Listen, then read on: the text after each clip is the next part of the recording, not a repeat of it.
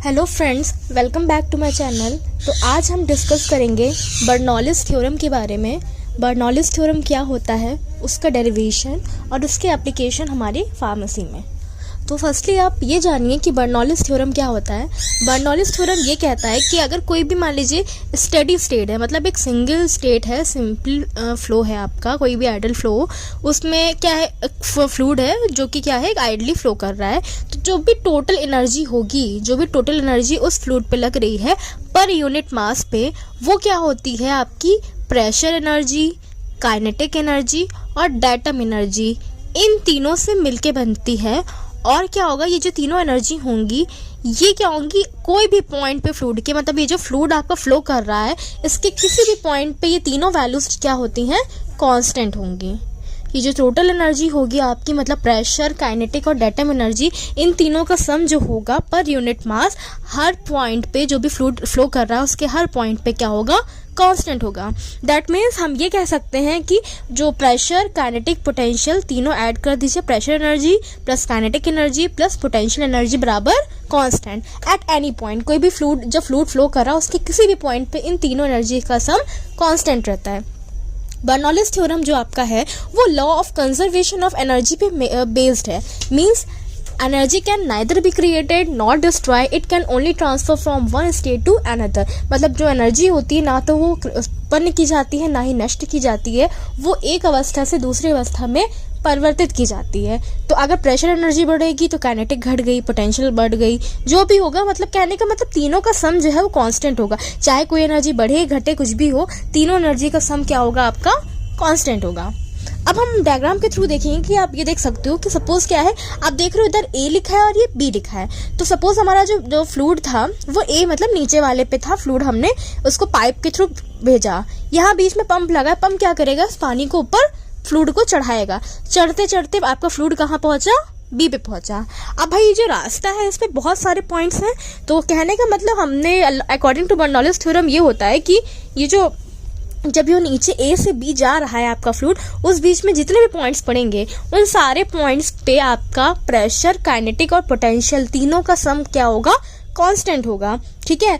अब इन्होंने बोला कि इनिशियल स्टेट की अगर हम ए की बात करें, जब इनिशियली अवस्था थी तो उस टाइम पे जो काइनेटिक एनर्जी होगी वो UA² होगी। वहां पे प्रेशर एनर्जी आपकी क्या होगी, PA/ρAg हो जाएगी आपकी, और पोटेंशियल एनर्जी आपकी x से होती है। इनिशियल की बात करिए जो ए वाली अवस्था है उसकी। अब फाइनली जब वो बी पे पहुंच गया ऊपर, तब क्या होगा, तब आपकी काइनेटिक एनर्जी क्या होगी, UB²/2g, प्रेशर एनर्जी PB/ρBg और पोटेंशियल क्या हो जाएगी, XB हो जाएगी। ये क्या है, हमने डायग्राम के थ्रू ये चीज़ें जानी कि ये एनर्जीज हैं और ये इनका हो रहा है।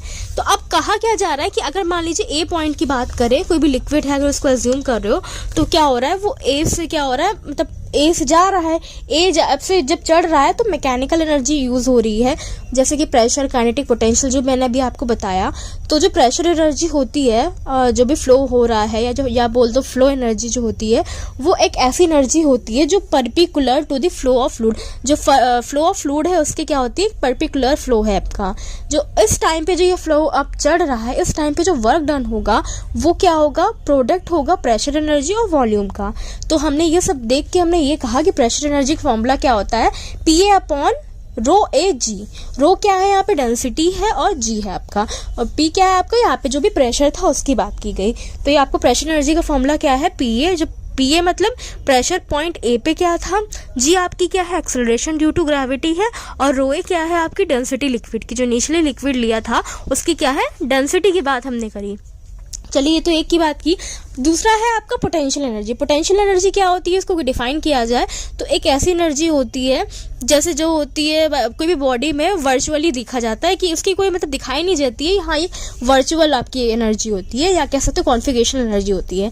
पॉइंट ए पे क्या है, आपकी हाइट कितनी है, एक्स ए हाइट है, ऊपर से नीचे तक देखा जाए तो एक्स ए हाइट है। तो अब हम डेटम प्लेन को देखा जाए तो वहां से इसकी हाइट क्या है, एक्स ए। तो जो पोटेंशियल एनर्जी होगी आपकी कोई भी लिक्विड की जिसका वेट 1 kg है, वो क्या होगा, एक्स ए के बराबर हो जाएगा। ठीक है, जो पोटेंशियल एनर्जी क्या होगी, एक्स ए के बराबर होगी। अब है हमारी बची तीसरी एनर्जी। तीसरी एनर्जी क्या है? Kinetic energy. तो जो काइनेटिक एनर्जी होती है बॉडी की, उसको हमने डिफाइन किया है कि ऐसी एनर्जी होती है जो कोई भी बॉडी की हो, जो क्या है? वर्चुअल। अगर कोई भी चीज़ मोशन में है, कोई चीज़ मूवमेंट में है, तो उसमें कौन सी एनर्जी लगती है? Kinetic energy. काइनेटिक एनर्जी में हम क्या देखते हैं? वेलोसिटी देखते हैं, पर यूनिट इंटरवल टाइम में कितना था, उसकी ग्रेविटेशनल फोर्स, जो भी चीज़ें देखी जाती हैं। तो ये सब देख के हमने बताया कि काइनेटिक एनर्जी का फॉर्मूला क्या है? म्यू स्क्वायर ए अपॉन 2g, म्यू स्क्वायर ए अपॉन 2g। ये आपका क्या है? Kinetic energy. अब हमने क्या किया? तीनों एनर्जीज आपको बता दी कि ये है पोटेंशियल, ये है प्रेशर, ये और काइनेटिक ये। अब बर्नौलीज थ्योरम के अकॉर्डिंग अब जो टोटल एनर्जी की बात की जाए, ए पॉइंट पे टोटल एनर्जी जो होगी वो क्या होगी? Pressure energy plus kinetic plus potential. ठीक है, अब तीनों की वैल्यू आप पुट कर दीजिए। तो प्रेशर क्या था? पी ए अपॉन रो ए जी, काइनेटिक यू स्क्वायर ए अपॉन 2g, पोटेंशियल एक्स है। तीनों चीज़ें रख दी। ठीक है, अब बर्नौलीज थ्योरम क्या कहता है कि जो टोटल एनर्जी होगी एट ए पॉइंट पे वो कांस्टेंट होती है। दैट मीन्स कि p A upon rho g a plus mu square A upon 2g plus x a बराबर कांस्टेंट। ये तीनों एनर्जी क्या होगी? Constant according to Bernoulli's theorem. Same चीज सब कुछ आप लगाइए at point B. B point पे बस क्या होगा? जहाँ ए था वहां आप बी कर दो, क्योंकि अब हमारा जो सैंपल है वो बी पॉइंट पे, मतलब ऊपर चढ़ के ऊपर बी पॉइंट पे पहुंच चुका है। तो वहां पे जो टोटल एनर्जी होगी आपकी बी पॉइंट पे वो क्या होगी? P b upon rho b g mu plus mu square b upon 2g plus x b बराबर कांस्टेंट। ये हमने क्या किया? बी पॉइंट की बात करी गई। ठीक है, यहाँ पे भी वही सारी चीज़ें थी, सेम चीज़ें। अब क्या हो रहा है यहाँ पे? चलिए तो देख ले। इसके अकॉर्डिंग हम लोगों ने क्या देखा कि यहाँ पे हमने ये चीज़ बोली थी ना कि ये law of conservation of energy पे बेस्ड होता है। तो यहाँ पे ये कहा जा रहा है कोई गेन नहीं हो रहा है, कोई लॉस नहीं हो रहा है एनर्जी का, इसी पे बेस्ड होता है। तो मतलब जितना इनपुट आया उतना ही आउटपुट निकल गया, ना एनर्जी आई ना एनर्जी गई। तो दैट मीन्स इनपुट बराबर output according to law of conservation of energy. तो टोटल एनर्जी इनपुट पे क्या किया था? जो ए पॉइंट पे गई थी total energy at point A, और आउटपुट पे क्या होगा? टोटल एनर्जी जो पॉइंट बी पे थी। अब हम क्या करेंगे? टोटल एनर्जी ए वाली इधर लिख देंगे और बी वाली बराबर में लिख देंगे। मतलब पी ए अपॉन रो ए जी प्लस एक्स ए प्लस म्यू स्क्वायर ए अपॉन 2g बराबर p b upon rho b g plus x b plus mu square b upon 2g। ये हमने लिख दिया। ये क्या हो जाएगा आपका? टोटल एनर्जी, मतलब इनपुट बराबर आउटपुट। अब क्या होगा? जो हमारा पंप था, हमने जो बीच में पंप लगाया था, वो क्या कर रहा था? फ्लूइड को ऊपर खींच रहा था। तो उसकी खुद की भी तो कोई एनर्जी होगी। तो जो एनर्जी आपकी पंप के द्वारा लग रही है उसको हमने बोला प्लस डब्ल्यू जे, मतलब प्लस डब्ल्यू जूल बोला। ठीक है, और साथ में जब आपका क्या हो रहा है कि जो लिक्विड आपका ऊपर खिंच रहा है, ट्रांसपोर्ट आउट हो रहा है, तो कुछ अमाउंट में एनर्जी जो होती है वो फ्रिक्शनल फोर्स के द्वारा लॉस भी तो होगी। जब कोई चीज़ ऊपर ट्रांसपोर्टेशन करके जा रही है तो कुछ आपकी जो एनर्जी होती है वो हीट में कन्वर्ट हो जाएगी। कुछ एनर्जी क्या भाई चढ़ रहा है, जा रहा है, तो गर्म भी तो होगा सैंपल, आपका हीट भी होगा। हीट कैसे होगा? क्योंकि फ्रिक्शनल फोर्स लग रहा है। तो उस टाइम पे जो एनर्जी लॉस होगा फ्रिक्शन की वजह से वो क्या होगा? माइनस एफ जे।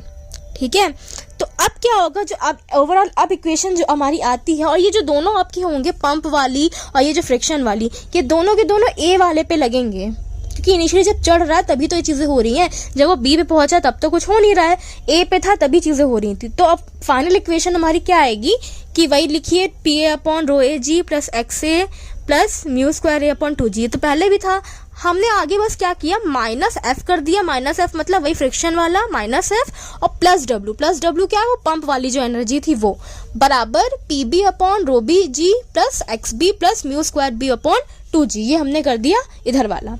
ठीक है, अब ये जो इक्वेशन आपकी हो गई बराबर कांस्टेंट। ये जो इक्वेशन बनी है लास्ट वाली, इसे ही हम बोलते हैं बर्नौलीज इक्वेशन।